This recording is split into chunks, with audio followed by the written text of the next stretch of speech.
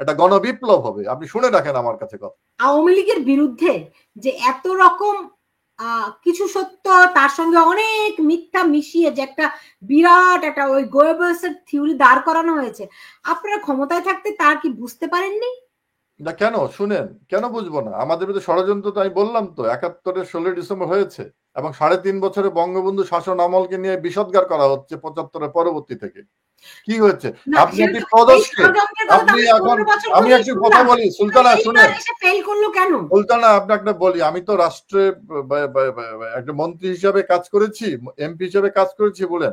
একটা একটা ইউনিয়ন পরিষদ করা অনেক কঠিন কাজ, একটা উপজেলা পরিষদ নতুন ভাবে গঠন করা অনেক একটা জেলা গঠন করা অনেক কঠিন কাজ। সেখানে একটা প্রদেশকে, একটা পাকিস্তানের একটা প্রদেশ ছিল বাংলাদেশ, পূর্ব পাকিস্তান, সেই প্রদেশকে রাষ্ট্রীয় মর্যাদা দেওয়া এটা কত দুরূহ কাজ। এটা এইসব যারা এইসব সমালোচনা করে তারা বলে। যখন মার্কিন স্টেট ডিপার্টমেন্ট বলেছিল যে বাংলাদেশের কোনো সম্ভাবনা নাই, সেই সম্ভাবনাহীন যখন হেনরি কিসিঞ্জার বলেছিল যে বাংলাদেশ লাইক বটমলেস বাস্কেট, সেই তলাবিহীন ঝুড়িকে বাংলাদেশ দেশ বঙ্গবন্ধু শেখ মুজিবুর রহমান স্বল্প উন্নত দেশে তৈরি করেছিলেন। সেই তলাবিহীন যে দেশের কথা বলা হয়েছিল, প্রচারণা করা হয়েছিল, সেই বাংলাদেশকে জিডিপি 9+ করেছিলেন বঙ্গবন্ধু শেখ মুজিবুর রহমান। তখনই বঙ্গবন্ধুকে হত্যা করা হয়েছে। এটা একটা ষড়যন্ত্র। আজকে একই ষড়যন্ত্র। কারণ আওয়ামী লীগকে যদি বিলীন করা না যায়, আওয়ামী লীগকে যদি মেলাইন করা না যায়, আওয়ামী লীগকে যদি নিঃশেষ না করা যায়, তাহলে তো মুক্তিযুদ্ধের পরাজয়ের প্রতিশোধ নেওয়া যাবে না। তাহলে যে ৩০ লক্ষ শহীদের যে আত্মত্যাগ, লক্ষ লক্ষ মা বোনের যে আত্মত্যাগ, সেটা বাংলার মানুষকে ভুলিয়ে দেওয়া যাবে না। আমরা তো এই বিষয়গুলো আমরা বুঝতে পারছি, কিন্তু না পারছেন না, সুলতানা আপনি বুঝতে পারছেন না বলেই তো এই কথাগুলো বলছেন। পারছেন না বলেই তো, বুঝতে পারছেন না বলেই এই শিশুদেরকে দিয়ে আমাদের ছাত্রদেরকে বলা হয়েছে তুমি কে আমি কে, রাজাকার রাজাকার এ বলা হয়েছে।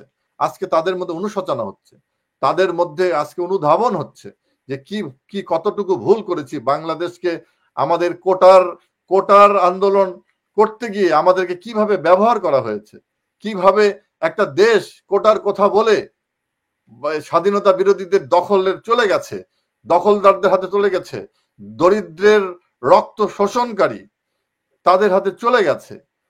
এটা তো আজকে অনুধাবন করছে। আজকে অনেকেই আপনি দেখতে পাচ্ছেন কি, অনেকেই আজকে সেই অনুশোচনা করছে, যারা বলছে আমরা ভুল করেছি। আজকে বলছে তো, আরো যত দিন যাবে তত বলবে, যত দিন যাবে তত বাংলার মানুষ আওয়ামী লীগের প্রতি হবে এবং বাংলাদেশে খুব অল্প দিনের মধ্যেই একটা গণবিপ্লব হবে। আপনি শুনে রাখেন আমার কাছে কথা। বাংলাদেশের সেই দিন বেশি দিন বাকি নেই, গণবিপ্লব একটা হতে যাচ্ছে। সেটার কিন্তু অলরেডি রিহার্সাল শুরু হয়ে গেছে। কবে কবে কবে এটা তো দিন তারিখ দিয়ে তো শেষ হবে না। আপনি দেখছেন না ঢাকায় কি হচ্ছে, সারা দেশে কি হচ্ছে, মানুষ জীবন দিচ্ছে। আপনি বুঝেন না? এখন নিরাপত্তা সাধারণ এইসব কিশোর গ্যাংদেরকে নিরাপত্তা কারা দিচ্ছে? যারা সার্বভৌমত্ব রক্ষা করবে তারা আজকে আইন শৃঙ্খলা রক্ষাকারী বাহিনীর দায়িত্ব পালন করছে। এটা বুঝছেন না কিসের আলামত? জি, আজকে দেখলাম আপনার আওয়ামী লীগের সাধারণ সম্পাদক ওবায়দুল কাদেরকে এই প্রথম 5ই আগস্টের পরে এই প্রথম তাকে প্রকাশ্য দেখলাম অস্ট্রেলিয়া থেকে একজন আর একটা সাক্ষাৎকার দিয়েছেন। মানে প্রথম ভিডিওতে দেখলাম তিনি বেশ স্বাস্থ্য তার ভালো হয়েছে, এটুকু দেখলাম। আমাকে যদি বলতেন এটা কি কোনো আলামত কিনা, যে গণবিপ্লবের কথা বলছেন সেটি একটি তার আলামত কিনা। মানে এই প্রথম আওয়ামী লীগের, আপনাকে আমি দেখেছি আরো 2-1জনকে প্রকাশ্য এরকম বার্তা দিতে বা সাক্ষাৎকার দিতে দেখেছি, কিন্তু এরকম একেবারে উচ্চ পর্যায়ের কাউকে আমরা দেখিনি। ফলে সেই দিক থেকে এই প্রথমবারের মতো প্রকাশ্য এরকম ধরেন আওয়ামী লীগের সাধারণ সম্পাদক প্রথম এলেন, এটি কোন কি বার্তা? বাংলাদেশের মানুষ, বাংলাদেশের আওয়ামী লীগের নেতা কর্মীরা শেখ হাসিনাকে চিনে, দেশরত্ন শেখ হাসিনা চিনে, তার নেতৃত্ব মানে আমরা একজনের নেতৃত্বেই বিশ্বাস করি, সেটা দেশরত্ন শেখ হাসিনা। তিনি যখন নির্দেশ দিবেন বাংলাদেশের মানুষ দেখবেন কিভাবে মাঠে নেমে। তিনি এখন নির্দেশ দেন নাই, তিনি বাংলার মানুষের সঙ্গে কথা বলছেন। তিনি যখন যথাসময়ে তিনি নির্দেশ দিবেন, যখনই নির্দেশ দিবেন তখন দেখবেন কিভাবে বাংলাদেশের চিত্র পাল্টে যায়, আবহাওয়া কিভাবে পরিবর্তন হয় আপনি দেখতে পাবেন। কে কোথায় চেহারা দেখাচ্ছে, কে কোথায়, আমি কোথায় কার সঙ্গে ভিডিও কথা বলছি, টেলিফোনে কথা বলছি, এগুলো কোনো বিবেচ্য বিষয় নয়। দেশরত্ন শেখ হাসিনা যখন নির্দেশনা দিবেন সেটাই বিবেচ্য বিষয় বাংলাদেশের মানুষের কাছে। কিন্তু শেখ হাসিনাকে নিয়ে তো আজকেও আল জাজিরাও একটি অনুসন্ধানী তথাকথিত একটা অনুসন্ধানী প্রতিবেদন করেছে, যেখানে বলা হচ্ছে যে শেখ হাসিনা এগুলো এগুলো এগুলো শুনেন সুলতানা, এগুলো হচ্ছে এই এই এই যে দখলদার ইউনুস মেটিকুলাসলি ডিজাইনের একটা অংশ। মেটিকুলাস তারা শেখ হাসিনার কথা যখন তারা শুইতে যায়, যখন শেখ হাসিনার কথা যখন চিন্তা করে, তাদের সারা রাত ঘুমই হয় না, তারা আতঙ্কে ঘুম হয় না। কারণ শেখ হাসিনাকে বাংলার মানুষ ভালোবাসে, বাংলার মায়েরা ভালোবাসে, বাংলার নারীরা ভালোবাসে, বাংলার ছাত্র সমাজ তরুণরা ভালোবাসে। কারণ তিনি হচ্ছেন এই বাংলাদেশের মানুষকে সাহসী করেছেন। আজকে যে ছাত্ররা সাহস দেখাচ্ছে, এই সাহস কোথা থেকে আসলো? ওই অপরাধীদের কাছ থেকে না। তিনি যখন দাঁড়িয়ে গেছেন, তিনি যখন বলেছেন বাংলার মানুষের অর্থে আমরা পদ্মা সেতু করব, বিশ্ব ব্যাংকের টাকা চাই না আমরা, তিনি যখন এই সাহস দেখিয়েছেন, যখন এই সাহসকে তিনি বাস্তবে পরিণত করেছেন, তখন বাংলার মানুষ সাহসী হয়, সাহসী হতে শিখে। এই বাংলাদেশের যে মানুষ যে সাহস দেখাচ্ছে, এই সাহসের নাম হচ্ছে দেশরত্ন শেখ হাসিনা। এটা এটা এটা ভুলে গেলে চলবে না। এখন এখন ধরেন মানে বর্তমান যে প্রেক্ষাপট, সেখানে তো মানুষ মানে খুব উদ্গ্রীব হয়ে আছে, দেশের মানুষ তো ভালো নেই, এটা তো আমরা বুঝতে পারি। কিন্তু আওয়ামী লীগে তো সেরকম কোনো দিক নির্দেশনা বা কোনো কর্মপন্থা এরকম তো কোনো কিছু না আছে দেশের ভেতরে, না আছে দেশের বাইরে। ফলে কর্মীদের ভেতরে কি হতাশা আপনারা দেখতে পান? শুনেন, বাংলাদেশের বিরুদ্ধে ষড়যন্ত্রকে নতুন। আপনি জানেন যে বাংলাদেশের মানুষের মুক্তিকে ঠেকিয়ে রাখার জন্য,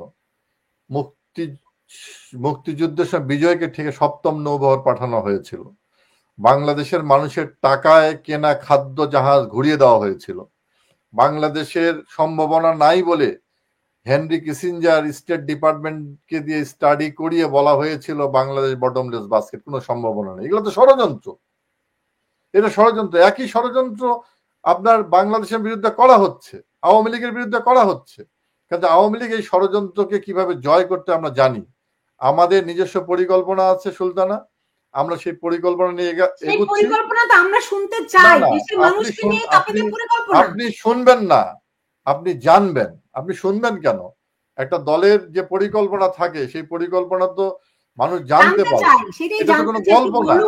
আমরা জানাবো যত সময় আপনি জানতে পারবেন।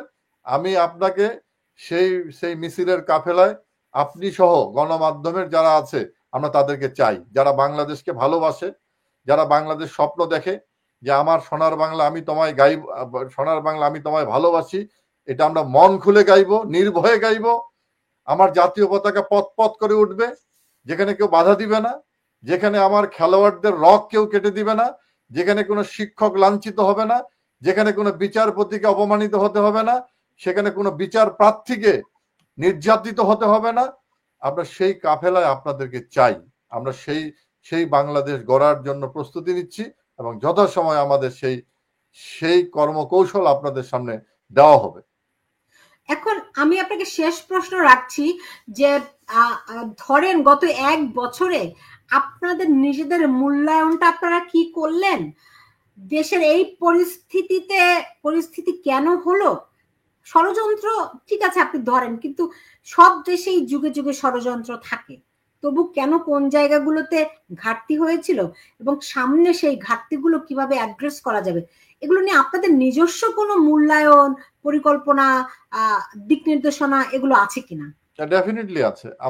আমাদের মধ্যে অবশ্যই আমরা এগুলো নিয়ে আমরা আলোচনা করি। আমাদের মধ্যে আমরা রাজনৈতিক দল হিসাবে আমাদের যারা হচ্ছে এখানে স্টেক হোল্ডাররা আছে আমাদের দলের, তাদের সঙ্গে আমরা সলা পরামর্শ করছি। বাংলাদেশ আওয়ামী লীগ তো একটা ছোট দল না, অনেক বড়। তাদের সঙ্গে আমরা আলাপ আলোচনা করছি।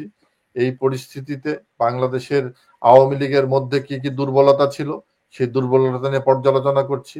আগামী দিনে বাংলাদেশকে কিভাবে মানুষের জন্য একটা শান্তির নিবাস করা যায়, কিভাবে অসাম্প্রদায়িক চেতনা যেটা বাংলাদেশের মানুষ এত কিছুর মধ্যে ধারণ করে আছে, সেটাকে কিভাবে বাস্তবায়ন করা যায়, কিভাবে সকল ধর্ম বর্ণের মানুষের একটা সহাবস্থান নিশ্চিত করা যায়, কোন পন্থায় করা যায়, এই রকম দখলদারের হাত থেকে কিভাবে বাংলাদেশকে উদ্ধার করা যায়, এগুলো নিয়ে আমরা চর্চা করছি, আমরা আলোচনা করছি। আমি তো আপনাকে বললাম খুব অল্প সময়ের মধ্যেই আমরা সে দিক নির্দেশনা দিব। আমি আশা করি গণমাধ্যমের কর্মী সহ বাংলাদেশের সর্বস্তরের মানুষ সেই মিছিলের কাফেলায় আমরা পাবো। কারণ বাংলাদেশ আওয়ামী লীগ এত সমালোচনার মধ্যে, এত ষড়যন্ত্রের মধ্যেই দেশকেই ভালোবেসেছে, বাংলাদেশের মানুষকে ভালোবেসেছে। আমাদের বড় সম্পদ হচ্ছে বাংলাদেশের মানুষের ভালোবাসা। দেশের মানুষ কি ভালোবাসেনি তাদেরকে? দেশের মানুষ তো আমাদেরকে ভালোবেসেছে বলেই আমরা বারবার ফিরে এসেছি। বাংলাদেশের মানুষের অসাম্প্রদায়িক চেতনা লালন করে বলেই তো বাংলাদেশ আওয়ামী লীগ বারবার ফিরে এসেছে। বাংলাদেশ আওয়ামী লীগ যখনই এসেছে তখনই বাংলাদেশের মানুষ কিছু না কিছু পেয়েছে। বাংলাদেশ আওয়ামী লীগ ছাড়া এই দেশকে কেউ কিছু দিতে পারে নাই। তার তো প্রমাণ যে বিশ্ব বিশ্ব বিশ্ব মসনদে যাকে উপস্থাপন করা হয়েছিল, এই দখলদার ইউনুস গংকে, তারা তো আসলো। এই 11 মাসে আমরা কি দিয়েছে? কোথায় শান্তির নোবেল? কোথায় তার বুদ্ধি? তিনি তো এখন চাঁদাবাজে পরিণত হয়েছেন। আমরা এতদিন দেখলাম বিএনপি নামক একটি দল মামলা চাঁদাবাজ হিসেবে খ্যাতিরঞ্জক। এখন তো যিনি স্বয়ং মূল চেয়ারে বসে আছেন তিনি তো তার অ্যাকাউন্ট নাম্বার দিয়ে বলেন যে এখানে চাঁদা ঢালো। আরে খালেদ ভাই, আপনি একটু বলেন তো যে আজকে আমি দেখলাম যে আওয়ামী লীগের যে 23 বঙ্গবন্ধু অ্যাভিনিউর যে কার্যালয়টি, এটিকে এখন একটি নতুন ব্যানার টানানো হয়েছে। সেটা বলা হচ্ছে ফেসিবাদ বিরোধী একটি গবেষণাগার, সামথিং এরকম একটা কিছু বানানো হবে। মানে সবকিছু ফেলে ফুলে আওয়ামী লীগ এরকম একেবারে নাই হয়ে গেল। আপনি বলছেন যে বেশিরভাগ কর্মীদেরকে গ্রেফতার করা হয়েছে, একটা আতঙ্ক তো আছে, পিটিয়ে হত্যা করা হচ্ছে, কিন্তু এই বিষয়গুলো যারা ঘটাচ্ছে তাদের ব্যাপারে আপনারা কি করবেন? দেখেন, বাংলাদেশের যে এখন দখলদার আছে তারা কি করছে, বাংলাদেশের জঙ্গিদেরকে কিভাবে এখানে প্রতিষ্ঠিত করা হবে সেই ফর্মুলা তারা তৈরি করছেন। বাংলাদেশে অপরাধীদেরকে কিভাবে প্রতিষ্ঠিত করা হবে সেই ফর্মুলা তৈরি করছেন। আচ্ছা, কিশোর গ্যাংদেরকে নিয়ে দেশ চালানো হচ্ছে। বাংলাদেশের মানুষ কি বুঝছে না? কেন আমাদেরকে কেন এই কথাগুলো বলাচ্ছেন? সাধারণ মানুষের কাছে যান আপনি, সাধারণ মানুষ কি বলে?